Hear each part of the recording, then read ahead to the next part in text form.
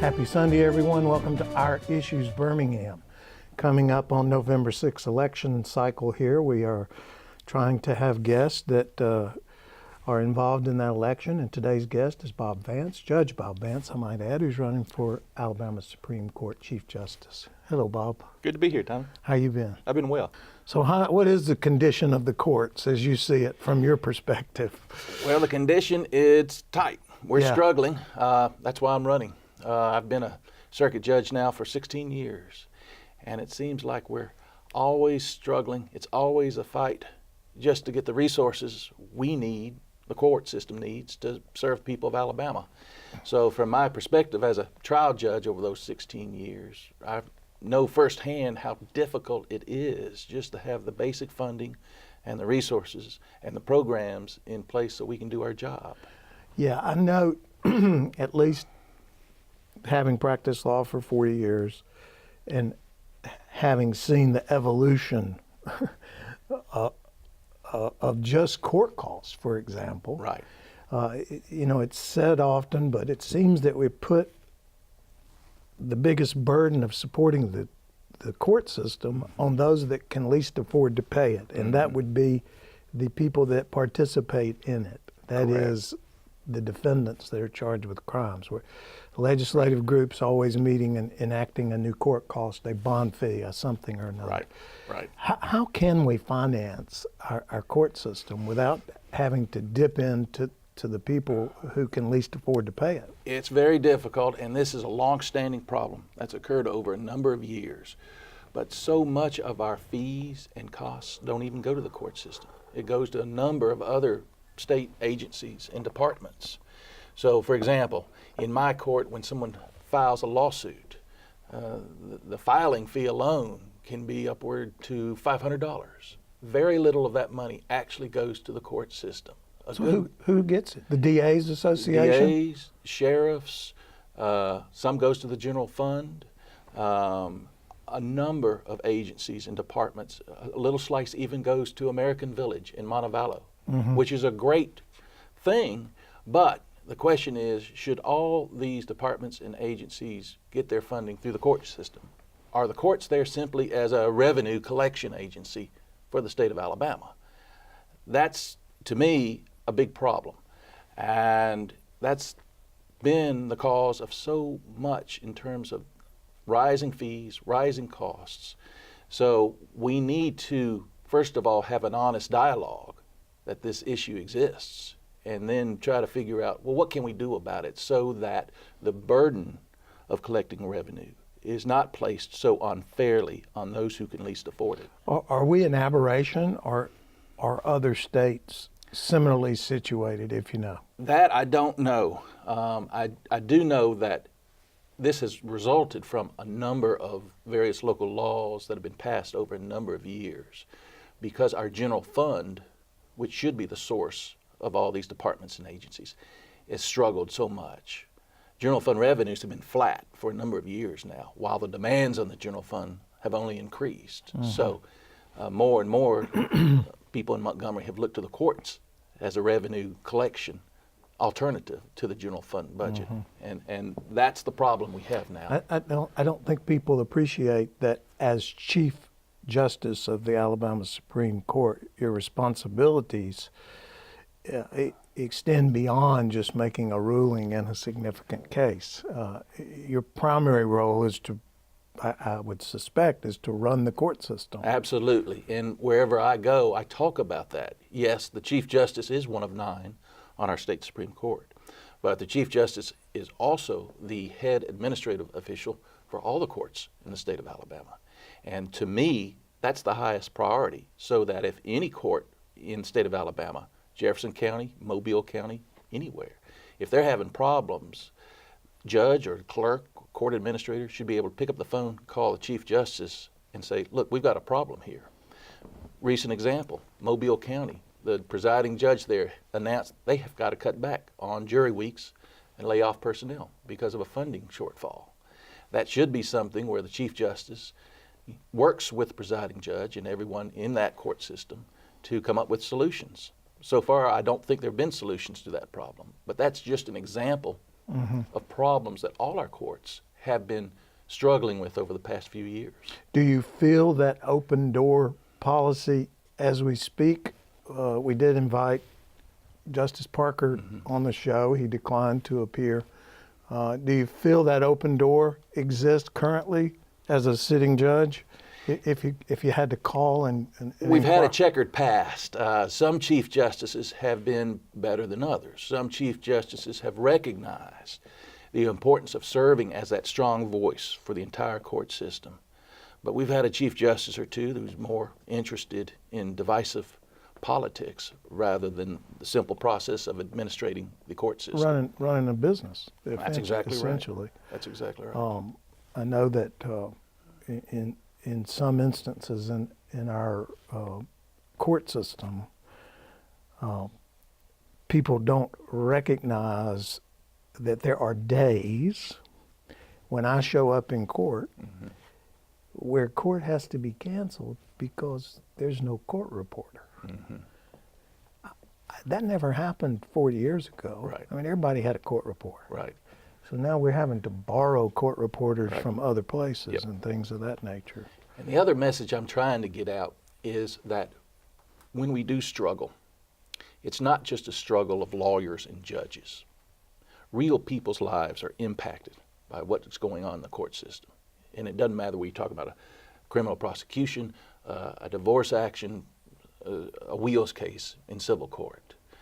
If there are problems in how we are doing our job, in how we can do our job, that really impacts the lives of average, hardworking Alabamians. So that if jury weeks are canceled, for example, and you don't get your day in court and it's pushed down the road 6 months, the frustrations and anxieties I've witnessed firsthand. People, being in court is not a comfortable situation for folks. No. And they true. want closure.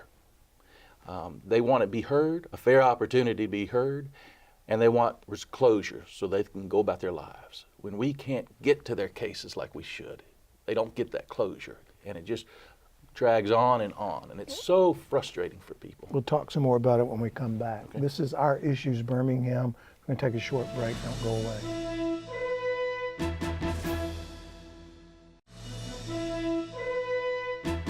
Welcome back to Our Issues Birmingham. I'm Tommy Spina. We're talking with Judge Bob Vance, who's running for Chief Justice of the Alabama Supreme Court this year. Your opponent is Mr. Parker, Tom Justice Parker. You talked about delay. What people don't understand is we have jury weeks. Not every week is a jury week. Now, there Correct. was a time in my career where Right. every week was a jury week. Right. Because Just about, yeah. we were flush and we could have jury trials Right. every week. But what people don't understand is you can only reach 1 or 2 cases That's right. max during a jury week, any particular judge. When I came on So- the bench, I think we had over 40 weeks out of every year were jury weeks. Now, 28 maybe. and there's the spigot is not turned off. So Right. we have tens of thousands of filings Right. each year. Now, it is true that most resolve, and there are mechanisms in play that really create opportunity for resolution that we didn't have once before with mediation and arbitration and all those things that go on in the civil world. We not so much in the criminal world. I don't know how we plan to. It's almost like you're trying to force a noodle through the eye of a needle. Yeah. It won't fit. So where do we find this money that you're desperately looking for? There are no easy solutions, and I make clear that as next Chief Justice, I will not have a magic wand. It has taken us years, if not decades, to get to this situation, and there's not a quick and easy way out. All I can promise is that as Chief Justice, I will constantly try to work with the legislature and the governor and everyone else in Montgomery to make sure that to the greatest extent possible, our courts get the funding needed to do the best we can. Now, ultimately, greater resolution will have to come from the legislature, and that's, involves revenue sources, and that's a little out of my lane. So all I can say is I'll be that strong voice, and it's a constant process of just rolling your sleeves up and working with the people in Montgomery. And there's nothing glamorous about it. There's nothing flashy about being the Chief Justice. It takes a lot of hard work, that willingness to roll your sleeves up and sit down with the legislators over a lengthy period of time and show them, explain to them why the court system is so important. And part of the difficulty now is that so few legislators are lawyers, so they may not appreciate the importance of the court system. But it's a process of explaining why the courts are important, and as mentioned before, our courts generate a lot of revenues for the state of Alabama. So that's one reason why the courts need and deserve the help of the legislature. I think people shouldn't be too focused on the revenue function of the court system. I think that's misguided. Well, it's although necessary. It is agonizing to me that ever since I've been a judge, so often the discussion boils down to money. When there really are more important issues involved, especially in the criminal justice system. Yeah, I'd like to talk about one thing in the criminal justice system when we come back. I won't start into it right now, but so what's Mr. Parker up to? What's he doing? Is he in a position now to try to help? Well, he's not really. No, as associate justice, he's not really involved in the process of working for the benefit of the entire court system, and he's never shown a real inclination of the hard work needed to come up with any sort of solution. So I'm not sure what his position is. I have not heard him talk about these issues on the campaign trail at any time. Have you two been in the same place at the same time? We've been at various conferences together occasionally. So there have been the occasional opportunity to cordially greet one another and listen to one another.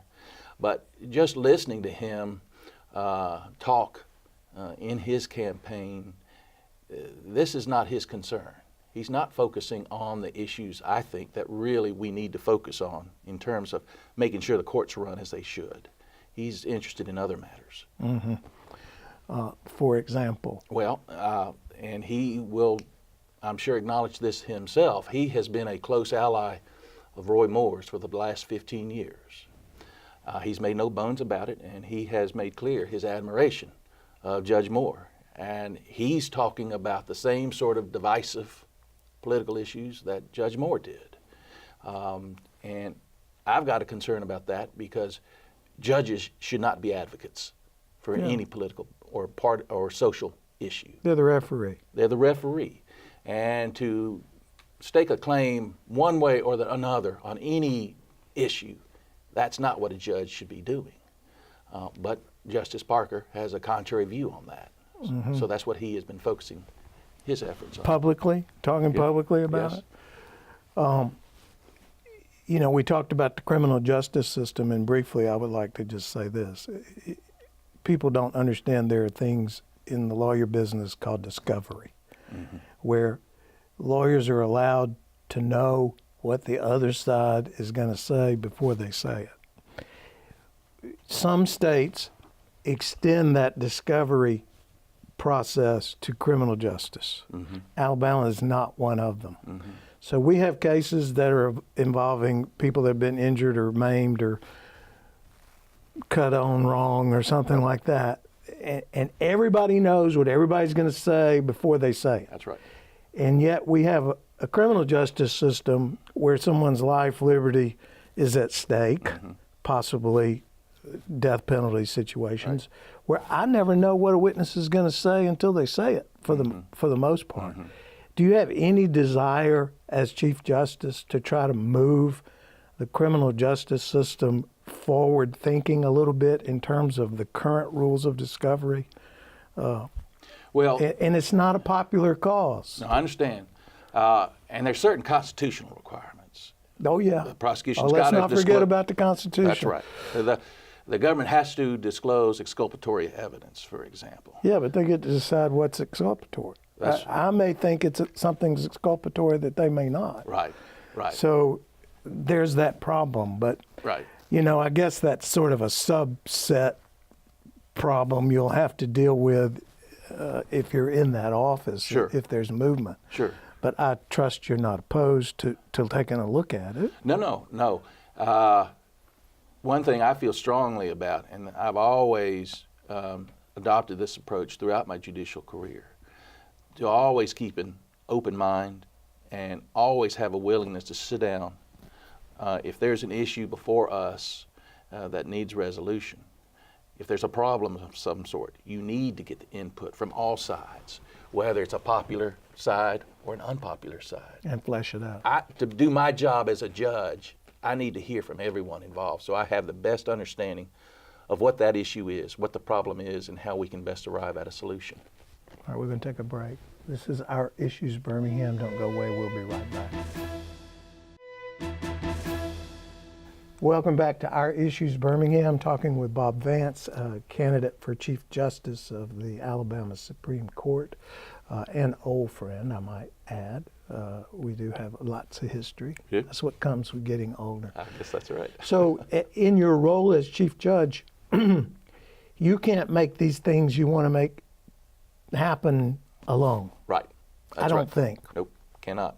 So what's the process? You got to get legislative involvement? Yep. The first step in dealing with the problems, and there are a multitude of problems, the first step is to start that dialogue, to recognize the problem exists, and to make clear that the problems are a priority of this Chief Justice. We need to sit down, we need to talk about it. It can't just be sound bites or press conferences. It needs to be a long, lengthy, difficult process of rolling our sleeves up, as I've said before, and sitting around the table and seeing, okay, what are the problems and how do we best deal with them?